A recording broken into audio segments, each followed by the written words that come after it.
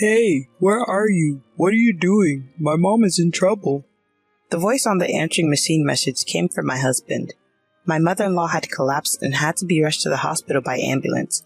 When I opened the wardrobe in my mother-in-law's room to prepare for her hospitalization, I saw an unbelievable picture of my husband and sister-in-law. When I saw the picture, my mind went blank and I ran to my parents' house to escape. It had been 3 years since I met my husband. I had been deceived for a long time. My husband did not love me. He just wanted a wife. I could never forgive him. So I decided to divorce him. My name is Sarah. I'm 32 years old and I work at a beauty salon. 4 years ago, I was in a hurry. My friends and colleagues from school were getting married one after another. I wanted to get married while I was still in my 20s. I was tired of hearing about husbands and children from my friends who were married. My friends may not have meant to belittle me, but although I listened to them smiling, there were times I cried on the way home. I was so envious. I hadn't had a boyfriend for a while, and I wondered if I would ever get married. Such thoughts made me feel gloomy and impatient. I had 2 years left in my 20s, so I decided to start marriage activity with all my heart. I think I did most of what I could, such as dating apps and marriage activity parties. I met a lot of people, but it was difficult to meet the right person.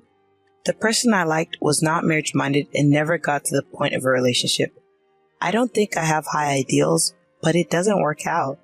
I've only ever had friendships and then relationships. I was struggling with the difficulties of marriage activity. In the meantime, my friends were getting married one after another, so I decided to register with the marriage agency. It was expensive, but I thought that there would only be people I really wanted to marry there. That's when I met my husband, Ken. He was 5 years older than me and a refreshingly handsome man working for a prestigious company. It was a wonder that he wasn't married, and from the moment I saw his profile, I knew he was the only man for me. I signed up because I wanted to get married as soon as possible. That's what my husband said on the day we first met. Me too. Nice to meet you. I thought he was a refreshing person, just like his profile, polite and nice in the way he talked to me. I appealed to him like never before. I told him that I didn't have much education or work experience, but that I liked doing housework. I'm too busy with my work to take care of the house, so I want to marry someone like Sarah, he said with a smile. I was flattered and so happy. Finally. I actually live alone with my mother. She has a chronic disease, so I can't leave her alone. If we were to get married, I think I would ask her to live with me. I hope you will consider that as well, he explained politely. I was a little surprised, but I felt that he was sincere in telling me in advance, rather than suddenly telling me after we get married. In my work, I've often dealt with female customers of all ages, so I'm used to dealing with older women. I'm rather good at it. I didn't know what kind of person my future mother-in-law was, but as long as she would meet me, I thought living with her would not be a problem. More importantly, I wanted to get to know Ken better. He seemed to like me, and we were able to go on a few dates. The more I met him, the more I thought he was a gentleman and a nice person. I was also able to sit in one dinner and meet his mom. His mom was petite and very pretty. Sarah, you're a lovely lady, and you're too good for Ken. I know you might be nervous about living with me, but you don't have to worry about me. I have a chronic illness, but I don't need nursing care. Next time, let's go out for parfait instead of this nice restaurant, she said. She has a high voice, speaks in a relaxed manner, and we share a love of sweets, so I thought we would hit it off. I no longer felt uneasy about living together. Ken said that he wanted to get married right away, and we started dating on the premise of marriage.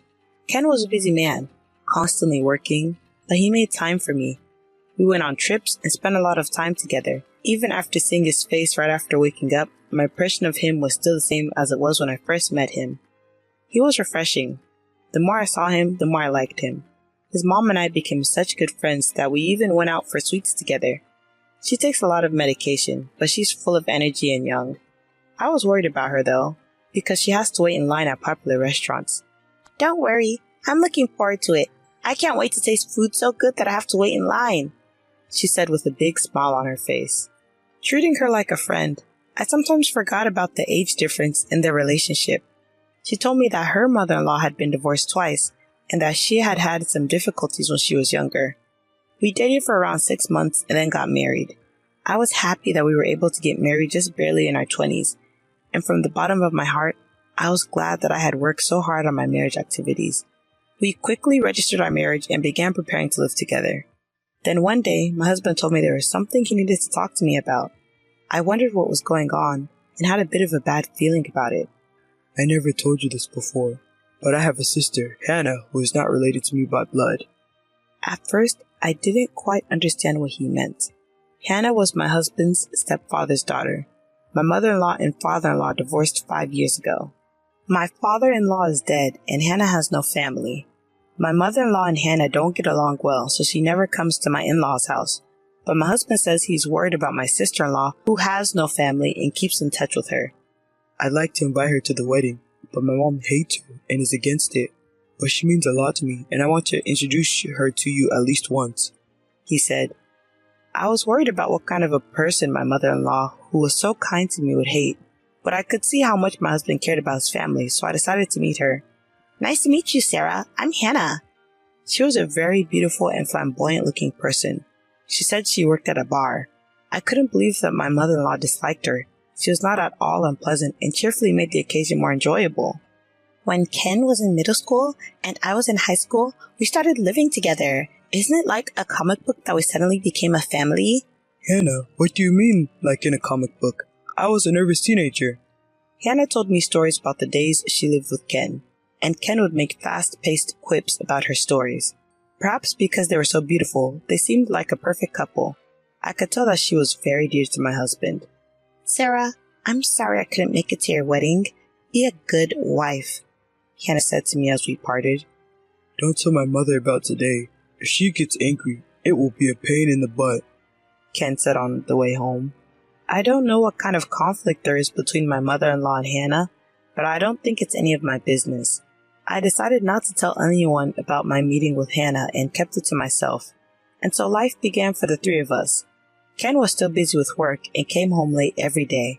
Sometimes, when he had a day off, he would go out with my mother-in-law and I, just the three of us. I was also working, so I did the housework in cooperation with my mother-in-law, and sometimes we went out to eat sweets or see a movie together. By all accounts, we were a happy family. I was a little worried about my mother-in-law because sometimes when she wasn't feeling well, she would sleep all day. I tried to keep in touch with her frequently while I was at work. The only thing that bothered me when we started living together was that Ken was always looking at his phone. He's almost always on his phone doing something, except when he comes home and is eating. He seems to bring his phone into the bath as well. At first, I didn't mind because I thought maybe he was addicted to playing games, but it was so much that I began to worry about it. One time, he called me to say he was heading out, and I called him back because I wanted him to get me something at the convenience store, but his phone was engaged the whole time. I couldn't get through to him on the phone, and then he came back. Ken, I've been calling you all day, I said. Sorry, I got a call from the company, he said. We had just gotten married, and I didn't think it was possible that he was cheating on me, but I couldn't help but be curious. My mother-in-law didn't seem to be bothered by it, as if it was a normal occurrence. One day, I felt bad, but I glanced at the screen of his phone and saw that he was texting someone. It seemed that they talked often. One night, Ken came home late, and I wondered who he was talking to in the middle of the night. Hey, who do you always talk with in the middle of the night? I asked, pretending to be silly, after my mother-in-law went to bed.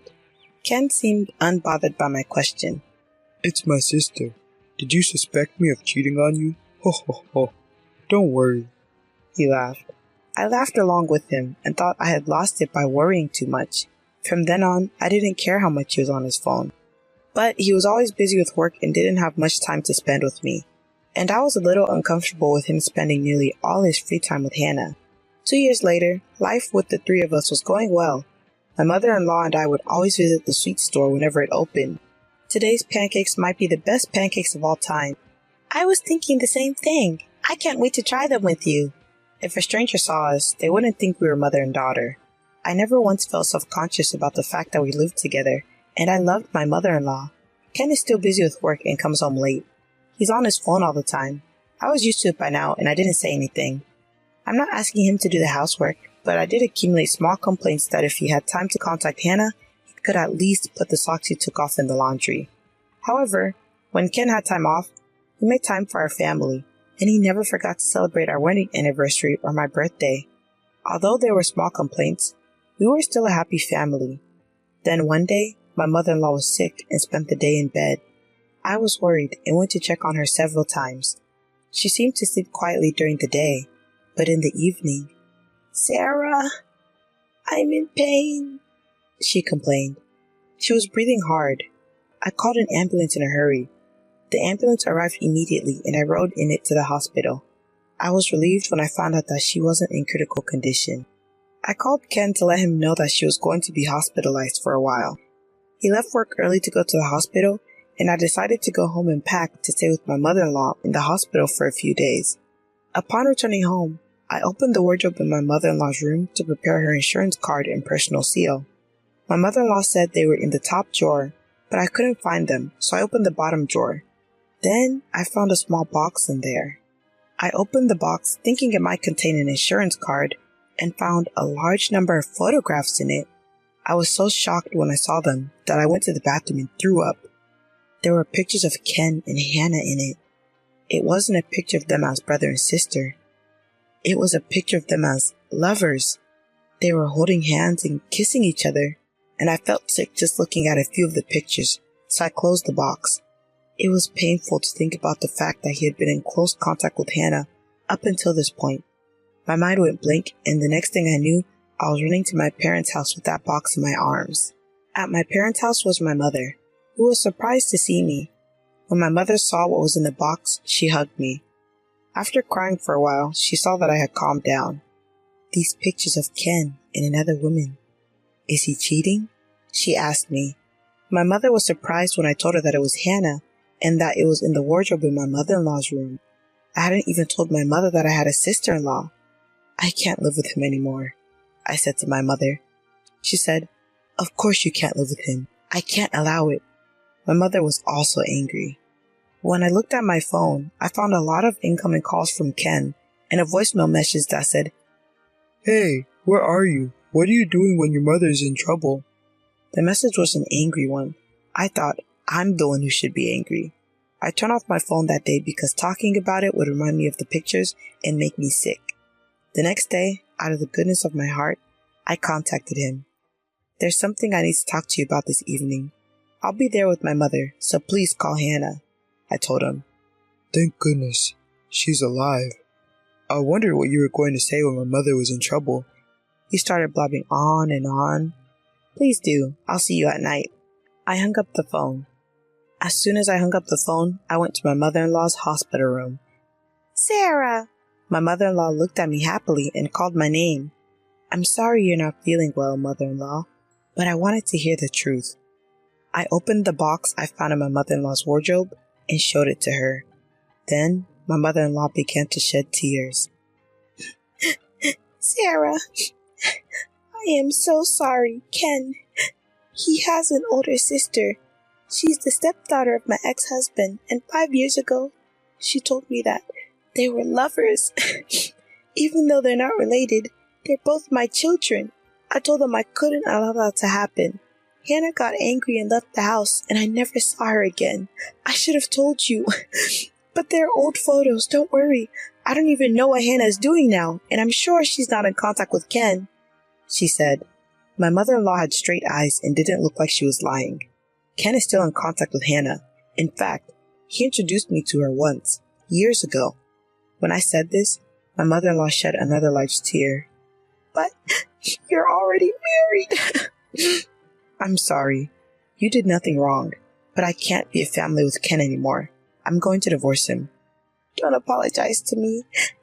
It's my fault for not noticing. I'm sorry," my mother-in-law said. I couldn't stop crying either. I left the hospital room and went to the house where my mother, Ken, and Hannah were waiting. When I arrived, they were all waiting for me. I sat down and immediately showed them the pictures. "You two are lovers, and I'm divorcing you." Ken didn't seem offended and said, "Oh, yes. Yes, that's right. Me as a family member and me as a lover are two different things. We were happy as a family, weren't you? Mom was happy too. What's wrong with that? We don't have to get divorced," he said with his usual fresh smile. Hannah too. "I'm sorry I didn't tell you, but I have no intention of destroying your family. I don't think divorce is necessary," she said. I was trembling with anger as I listened to what they were saying. "Don't be silly. This is cheating. How can I be family with someone like that? I yelled at them in a loud voice. Well, don't be so loud. If you want a divorce, that's fine. I've done my duty as a family member. Since you're the one who initiated it, it's an amicable divorce. Ken said something I didn't understand. What? What's amicable about this? This is a huge betrayal. I'm going to charge both of you alimony. Oh, okay. That's fine. I'll pay as much money as you want. In return, don't tell my mother. As for the reason for divorce, let's just call it a personality conflict. I've already told your mother everything. She was crying. I told her we're getting a divorce. What? Why would you do that? Hearing my words, he lost his composure and shouted loudly. Hannah too. Why did you tell her? She cried. My lawyer will contact you about the alimony, so goodbye. With that, I left the house with my mother. My mother said, You did a great job. She hugged me. I cried loudly into her chest. Now I know that Ken didn't care about me from the beginning. He just wanted a wife to reassure his mother. I wanted to marry him too, and maybe we were happy as a family, but I can't forgive myself for not knowing that I had been betrayed ever since we met. I'm glad that I realized it now and was able to get a divorce. Later, through my lawyer, the divorce was successfully finalized. I requested alimony from Ken and Hannah, but Hannah didn't have any money and was angry at Ken for only paying his share of the alimony. Their relationship soon deteriorated and they decided to separate. Hannah couldn't afford to pay the alimony, so she started working lunch and dinner shifts at the bar where she originally worked. After she was discharged from the hospital, my mother-in-law was angry with Ken and told him that if he sees Hannah even once in the future, she will cut ties with him. My mother-in-law and I still keep in touch and we occasionally go out for sweets. I'm relieved that she is out of the hospital and seems to be in good health. I now live with my parents. I'm busy preparing for the reopening at the beauty salon where I used to work. When things settle down a bit more, I'll start living alone again. I'm no longer envious when I hear about my friends who are married. Until the day comes when I meet someone wonderful again, I'll keep working hard.